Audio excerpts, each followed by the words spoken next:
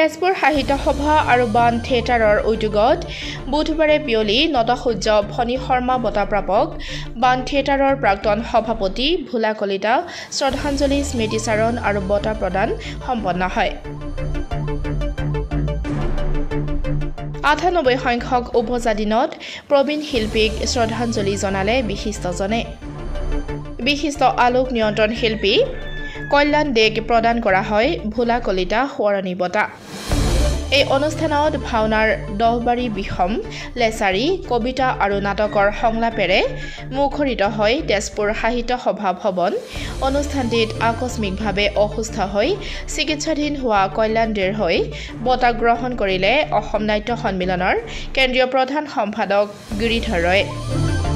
উল্লেখ্য যে তেজপুৰৰ দক্ষ মঞ্চাভিনেতা প্ৰসিদ্ধ ভাওনা শিল্পী বিশিষ্ট ক্ৰীড়াবিদ ৰাজনীতিক তথা আদৰ্শ কৃষক ভোলা কলিতাৰ ৯৮ সংখ্যক উপজাদিনটোত পূৰ্বৰ দৰে এইবাৰো আয়োজন কৰা এই অনুষ্ঠানত বিশিষ্ট অতিথিৰ আসনৰ পৰা ডক্টৰ জাহানাৰা বেগমে প্ৰথমেই ভোলা কলিতাৰ অভিনয় প্ৰতিভা স্মৰণ কৰি নাটশিল্প ক্ষেত্ৰখনৰ ভোলা কলিতা এগৰাকী বটবৃক্ষ সদৃশ আছিল বুলি এনেদৰে মন্তব্য কৰে।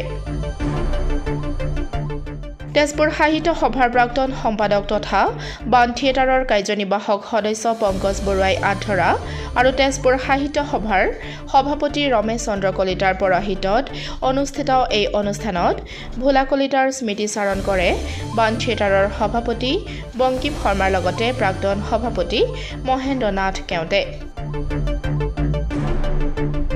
বান থিয়েটাৰৰ সাধাৰণ সম্পাদক জিতুমণি দেৱচৌধুৰীয়ে আদৰণি ভাষণ প্ৰদান কৰা অনুষ্ঠানটিত তেজপুৰৰ দুগৰাকীকৈ ভাওনা শিল্পী ৰজনী বৰা আৰু গোলাপ বৰাই ভাওনাৰ দহবাৰী বিষম আৰু লেচাৰী পৰিৱেশন কৰি এনেদৰে জীপাল কৰি তোলে।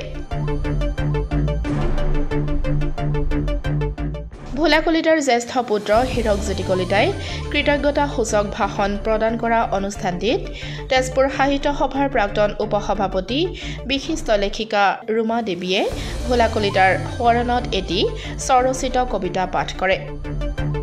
আনহাতে আকস্মিকভাৱে অসুস্থ হৈ বঁটা গ্ৰহণ কৰিবলৈ উপস্থিত থাকিব নোৱাৰি তেওঁৰ হৈ বিশিষ্ট অতিথিসকলে গামোচা অংগবস্ত্ৰ স্মাৰক প্ৰশস্তি আৰু নগদ ১০,০০০ টকা অৰ্পণ কৰে বঁটা গ্ৰহণ কৰিবলৈ উপস্থিত থকা অসম নাট্য সন্মিলনৰ কেন্দ্ৰীয় প্ৰধান সম্পাদক গিৰিধৰ ৰয়ৰ হাতত। আনহাতে ইয়াৰ আগেয়ে ভোলা কলিতাৰ প্ৰতিচ্ছবিত বন্তি প্ৰজ্বলন আৰু পুষ্পাঞ্জলি অৰ্পণেৰে শ্ৰদ্ধাঞ্জলি অনুষ্ঠান শুভাৰম্ভ কৰে ভোলা কলিতাৰ জ্যেষ্ঠ পুত্ৰ তথা নাট্যশিল্পী হীৰকজ্যোতি কলিতা, কন্যা চয়নিকা কলিতা, নয়নিকা কলিতা আৰু বোৱাৰী আল্পনা কলিতাই। শ্ৰদ্ধাঞ্জলি অনুষ্ঠানত তেজপুৰৰ বিশিষ্ট ব্যক্তিসকলেও অংশগ্ৰহণ কৰে। তেজপুৰৰ এটা বিশেষ নামলগীয়া ব্যক্তি, তেখেতে নটসূৰ্য বঁটা প্ৰাপক আৰু বান থিয়েটাৰৰ সাধাৰণ সদস্যৰ পৰা সভাপতি পদলৈকে অলংকৃত কৰা এজন ব্যক্তি। বান থিয়েটাৰত অকল যে পদবী লৈয়ে তেওঁ কৰিছিল এনে নহয়, বান থিয়েটাৰৰ বিভিন্ন দিশত অত্যাধুনিক বান থিয়েটাৰ গঠনৰ ক্ষেত্ৰত আৰু বিভিন্নভাৱে দৰ্শক আনি বিভিন্ন নাটকৰ প্ৰদৰ্শনৰ মাধ্যমেদি বান থিয়েটাৰত এটা যুগ ভোলা কলিতাই সুন্দৰকৈ সজীৱ কৰি ৰাখিছিল। গতিকে সেই ভোলা কলিতাৰ স্মৃতিত সোঁৱৰণত আজি যি অনুষ্ঠান কল্যাণ দেক বঁটা প্ৰদান কৰাৰ কথা আছিলে, দুৰ্ভাগ্যবশতঃ তেখেত অসুস্থতাৰ বাবে উপস্থিত থাকিব নোৱাৰিলে, কিন্তু নোৱাৰিলেও তেখেতৰ প্ৰতিনিধি আহি সেই বঁটা নিছিল। আৰু আমিও আজি এই ক্ষেত্ৰত যে সেই নাটকৰ যে এটা পোহৰ সজ্জাও যে এটা মানে ছাবজেক্ট বিষয়, তাতো যে পৰিকল্পনা থাকে, তাতো যে দৃশ্যৰ পোহৰৰ মাধ্যমেদি যে সংলাপ কোৱাব পাৰে, নাটকৰ এটা পৰিৱেশ সৃষ্টি কৰিব পাৰে, মঞ্চায়ন কৰিব পাৰে, এই বিষয়বোৰত আমি সেই ব্যক্তিগৰাকীক শ্ৰদ্ধাৰে স্মৰণ কৰি আহিছোঁ ইমান দিনে।